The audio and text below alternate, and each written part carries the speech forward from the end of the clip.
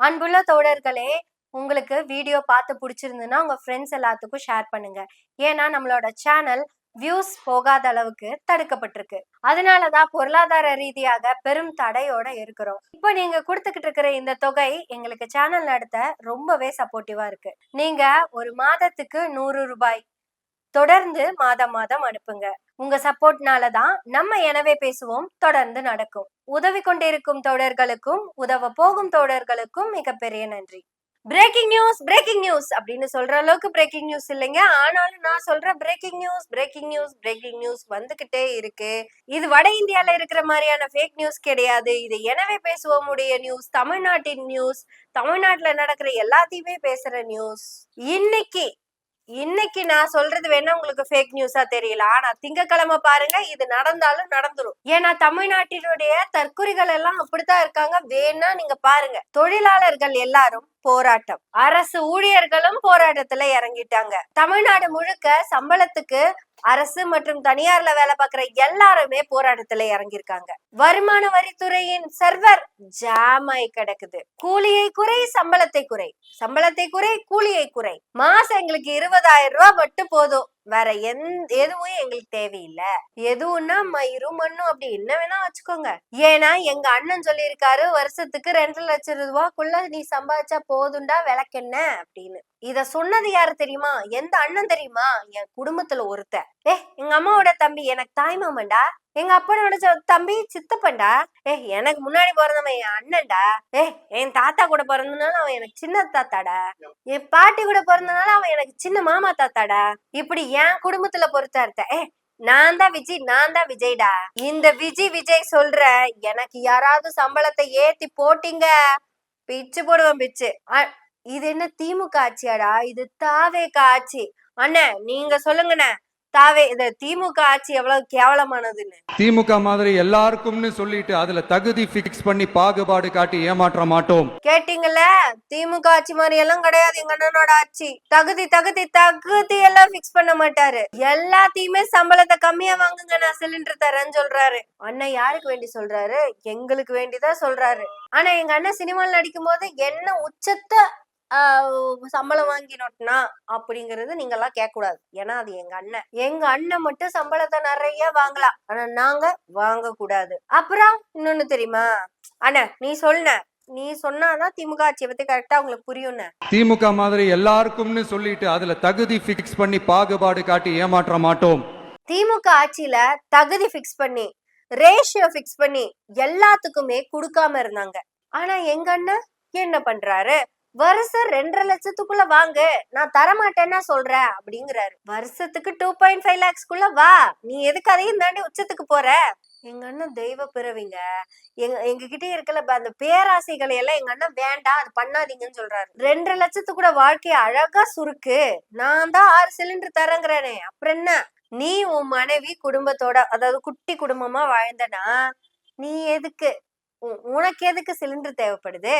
நீ எதுக்கு கொடியேத்த போற? அன்னைக்கு கொடியேத்த போற, குடும்பத்தோட இரு அப்படின்னு அண்ணன் எனக்கு அட்வைஸ் பண்றாரு. பாத்துக்கங்க, திங்கக்கிழமையில இருந்து தமிழ்நாடு ஸ்தம்பிக்க போகுது. சம்பளத்தை குறை. உலக நாடுகள்ல எங்கேயும் நடக்காத ஒரு புரட்சியே எங்க அண்ணன் மூலியமா இது இங்க நடக்க போகுது. 3 மாசத்துக்கு முன்னாடி பேர பையன் சொன்னா அப்படின்னு சொல்லிட்டு ஓட்டு போட்டு வந்தாருல ஒரு தாத்தா, அவர் இன்னைக்கு உயிரோட இருக்கும் போதே தான் செத்து போயிட்டதா சர்டிபிகேட் வாங்கிட்டு வர்றாரு. ஏன்னா அவரு மனைவிக்கு இவரோட பென்ஷன்ல பாதி தான் கிடைக்கும். அப்படி பாதி பென்ஷன் கிடைச்சுன்னா கிட்டத்தட்ட 2,40,000 தான் வருது. அப்போ என் பையன், என் தம்பி, என் புள்ள குடுக்குற அந்த 4 சிலிண்டர் என் மனைவிக்கு கிடைக்கும்ல. 4 இல்லைங்க 3, தப்பா சொல்லிட்டேன். அந்த 3 சிலிண்டர் என் மனைவிக்கு கிடைக்கும்ல. மனைவிக்கு 3 சிலிண்டர் வாங்கி கொடுக்கறதுக்காக மானமுள்ள மனுஷன் மாண்டுகிட்டு போயிட்டான்னு நாளைக்கு நியூஸ் பேப்பர்லயே நியூஸ் போடலாம். எப்பேற்பட்ட தமிழ்நாட்டை திங்கக்கிழமையில இருந்து இந்த மக்கள் பார்க்க போறாங்க அப்படின்னு யோசிக்கும் போதே தட்ஸ் த பிரேக்கிங் நியூஸ்ங்க. இந்த வட இந்தியா யூடியூப்ல பேசினால ஒரு தம்பி, கோவில்ல இருக்கிற பணத்தையெல்லாம் தூக்கி கொண்டு போய் ஸ்கூலுக்கு கொடுத்துட்டாங்கன்னு. இனி கோவில்லயே பணம் விழுகாதே, ஏன்னா இங்கதான் ஆண்டு வருமானமே கம்மியாகுதே. தப்பு. வருஷத்துக்கு 3,300 ரூபாய் மிச்சமாகுது, அத கோவில் காசுல போட்டுருவாங்க. சாரி, கோவில் உண்டியல்ல காசா போட்டுருவாங்க. ஆனா எங்க அண்ணனோட தாய் உள்ளம், அந்த தாராள மனச நான் ஒரு இடத்துல புரிஞ்சிருக்கேன். அது உங்ககிட்ட சொல்றேன், புரிஞ்சுக்கோங்க. ஆனா அந்த திமுக சொல்லுண்ணே, நல்லா இருக்குது. திமுக மாதிரி எல்லாருக்கும்னு சொல்லிட்டு அதுல தகுதி ஃபிக்ஸ் பண்ணி பாகுபாடு காட்டி ஏமாற்ற மாட்டோம். எங்க அண்ணன் தகுதியே பார்க்க மாட்டாரு. எல்லாத்துக்கும் எல்லாத்துக்கும் அள்ளி கொடுக்கறவரு தான் எங்க அண்ணன். 234 பேத்துக்கு நான் காரை கொடுத்தே தீருவேன்னு ஒத்த கால்ல நிக்கிறாரு. வேண்டாம் வேண்டான்னு சொல்றவங்களுக்கு எல்லாம் நான் கொடுத்தே தீருவேங்கிறாரு. அந்த இடத்துல எங்க அண்ணன் தகுதி பார்க்கல, ஆண்டு வருமானம் பார்க்கல, பேண்ட வருமானம் பார்க்கல, அப்படி எதுவும் பார்க்கல, எந்த ரேஷியோவும் இல்ல. வாயில நல்லா வருது. என்ன டாஷுக்கு கார் வேண்டாம்னு சொல்ற நீங்க? உனக்கு காரு கொடுப்ப. என்ன கனிமொழி, 16 கார் இருக்கா உங்ககிட்ட? இந்தா ஒரு கார் வச்சுக்க. கவுண்டம்பாளைய கனிமொழிய சொன்னாங்க, எங்க தோழர் சொன்ன கவுண்டம்பாளைய கனிமொழின்னு சொன்னா கூட உங்களுக்கு புரியாது. புரியுற மாதிரி சொல்லட்டுமா? மன்மத வணக்கம். இப்ப புரிஞ்சிருக்குமே. மன்மத வணக்கம் கனிமொழிக்கு 16 காரே இருந்தாலும் இன்னொரு கார் அண்ணன் கூட்டுத்தே தீர்வாடுறா. எதுக்கு? எங்க அண்ணன் வாக்கு கொடுத்துருக்கிறாருல. எங்க அண்ணன் என்ன திமுக மாதிரியா? அண்ணன் சொல்லுன்னு. திமுக மாதிரி எல்லாருக்கும்னு சொல்லிட்டு அதுல தகுதி ஃபிக்ஸ் பண்ணி பாகுபாடு காட்டி ஏமாற்ற மாட்டோம். இப்படி எல்லாத்துக்கும் எல்லாத்துக்கும் கொடுக்கறவரு தான் எங்க அண்ணன். ஏன்னா இந்த திமுக எம்எல்ஏக்களோட பிஏக்கு கூட 3 சிலிண்டர் போகாதாமன்னு 5000 ரூபாய் கட் பண்ணிருன்னு. ஏன்னா சம்பளம் 25,000 ரூபாய் கிட்ட போயிடுச்சுனாலே 3 லட்சம் ரூபாய் கிட்ட மேல போகுதுன்னு. தீனி அவங்களுக்கு எதுக்கு அதெல்லாம்? அது நம்ம 2.5 லட்சத்துக்குள்ள வரணும்ல. 20,000 ரூபாய் சம்பளம், அதுக்கு மேல கொடுக்க கூடாதுன்னு சொல்லிருங்க. அப்போ 20,20 கோடியே 30,30 கோடியே 2,40,40,000 ரூபாய் வந்துருதுன்னு. அந்த 2,40,40,000 ரூபாய் வந்துச்சுன்னா 3 சிலிண்டர்னு 3 சிலிண்டர் கொடுத்துருவாங்க உங்களுக்கு. எப்பேற்பட்ட பொண்ணான திட்டம்? திமுக பத்தி சொல்லு நீ. எல்லாத்துக்கும் காரு கொடுத்தவரு எங்க அண்ணன். திமுக தகுதி பாக்குது. சிலிண்டர் பத்தி பேசுறீங்களா பொதுமக்களுக்கு? அது அப்படி இது கூட அது கம்பேர் பண்ண முடியாது. அதே மாதிரி விவசாய கடன் எல்லாத்துக்கும் அதுவும் அப்படியெல்லாம் இதுல வராது. அதே மாதிரி 200 யூனிட் ஃப்ரீயா கொடுத்ததும் எப்படி கரண்ட் பில் ஏறுது. இப்படி எங்க அண்ணன் எதையெல்லாம் கொடுக்கறாரோ அதெல்லாம் நீங்க வாங்குனீங்கன்னா வாழ்க்கை நாசமா போயிடும்னு நான் சொல்லல. ஜேம்ஸ் வசந்தன் அப்படிங்கிற மாபெரும் சிந்தனையாளர் அதை சொல்லி இருக்கிறாரு. நான் அதை சொல்லல, நான் அதை படிச்சு காமிக்கிறேன். ஒரு சூப்பரான ட்வீட் ஒன்று போட்டிருக்காருங்க. மக்களின் பொழுதுபோக்குக்காக தயாரிக்கப்படுகிற திரைப்படங்களில் நடிக்கிற நடிகனுக்கு அடிமையாகி அவன் படம் வெளியாகும் போது போஸ்டர் ஒட்டி கட் அவுட் வைத்து குடித்துவிட்டு குத்தாட்டம் போடுகிறவனை எல்லாம் சட்டமன்ற உறுப்பினராக்கி அமைச்சராகவும் ஆக்கினால் திடீரென சமூக பொருளாதார அரசியல் அறிவு வந்துவிடுமா என்ன? தலைவனுக்கே ஒரு மண்ணும் தெரியாத போது இந்த கூட்டத்தை பற்றி சொல்லவும் வேண்டுமா? தமிழ்நாட்டின் அழிவு காலம் தொடங்கிவிட்டது. இந்த அழிவை சரி செய்ய பல ஆண்டு காலம் ஆகும். இந்த 100 அறிவற்றவர்களால் ஒரு தலைமுறையின் எதிர்காலத்தையே நாசமாகிறது என்பதை பின்னாளில்தான் உணர்வீர்கள். செருப்பெடுத்து ஃப்ரெஷ்ஷா இருக்கிறதுல தொட்டு பலார் பலார் நப்பிருக்கிறாரு. ஓட்டு போட்டு அவங்கள மட்டும் அப்பிருக்காருன்னு நினைச்சிடாதீங்க. சரியா கேன்வாஸ் பண்ணாத என்னையும் சேர்த்துதான் அடிச்சிருக்கிறாரு. வசந்தண்ணே, நீங்க சொன்னதெல்லாம் கரெக்ட் தானே.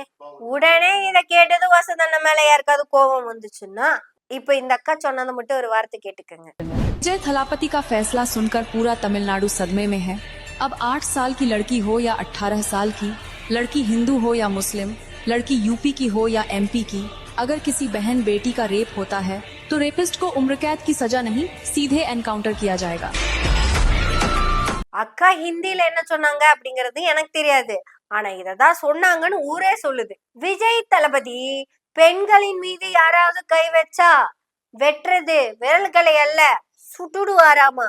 பாகுபலியில வர மாதிரி சுற்று வேற கூட கிடையாது, சுட்டுட்டே இருக்கிறாமா. தமிழ்நாட்டில் தாவேகாக்கு ஓட்டு போட்ட தற்குறிகளே, இது வரைக்கும் அந்த மாதிரி எவ்வளவு என்கவுண்டர் நடந்திருக்கு சொல்லுங்க பாப்போம். முதல்ல அப்படி ஆக்ஷன் எடுக்கணும்னா ஒரு அமைச்சரையும் 2 எம்எல்ஏக்களையும் தான் பண்ணணும். அப்படி ஏதாவது ஒரு இடத்துல உங்க என்கவுண்டர் பண்ணிருக்காரா அப்படிங்கறத மட்டும் யோசிங்க. ஆனா அந்த அக்கா சுட்டுட்டு இருக்காங்க அப்படின்னு சொல்லுது. தமிழ்நாட்டுல நடக்காத ஒண்ணு வட இந்தியால நடந்த மாதிரியே பேசுறாங்க. திங்கக்கிழமையில இருந்து போராடுவோம், கூலியை குறைக்க போராடுவோம், கூலியை குறைவாக குடு என்று போராடுவோம். இல்ல நான் இந்த சம்பளம் தான் கொடுப்பேன்னு நீங்க நினைச்சீங்கன்னா மாசத்துல பாதி நாள் நாங்க வேலைக்கு வர மாட்டோம். அப்புறம் தோழர்களே, எனக்கு 3 சிலிண்டர் எல்லாம் வேணாம்ங்க. நமக்கு நிறைய கமிட்மெண்ட் இருக்குது. ஸோ நீங்க கொடுக்குற உதவிய மாதம் மாதம் தொடர்ந்து சப்போர்ட் பண்ணிக்கிட்டே இருங்க. கொடுத்துட்டு இருக்க தோழர்களுக்கும் கொடுக்க போற தோழர்களுக்கும் மிகப்பெரிய நன்றி. அப்புறம் சொல்ல மறந்துட்டேங்க, ஹிருதயம் நிறைந்த ஓண ஆசம்சைகள். தமிழ்நாட்டுல இருக்கிறதுனால இனிமே நமக்கு ஓணம் அது இதுனாலும் ஒண்ணும் கிடையாது, எல்லாம் கோணம் தான். ஆனா இத எல்லாத்தையும் நேராக்கிறதுக்காக நம்ம பேசுவோம். எனவே பேசுவோம் நாள்தோறும். உங்களுடைய ஆதரவை நன்றிகளோடு எதிர்பார்த்து கொண்டிருக்கிறோம். நன்றி, வணக்கம்.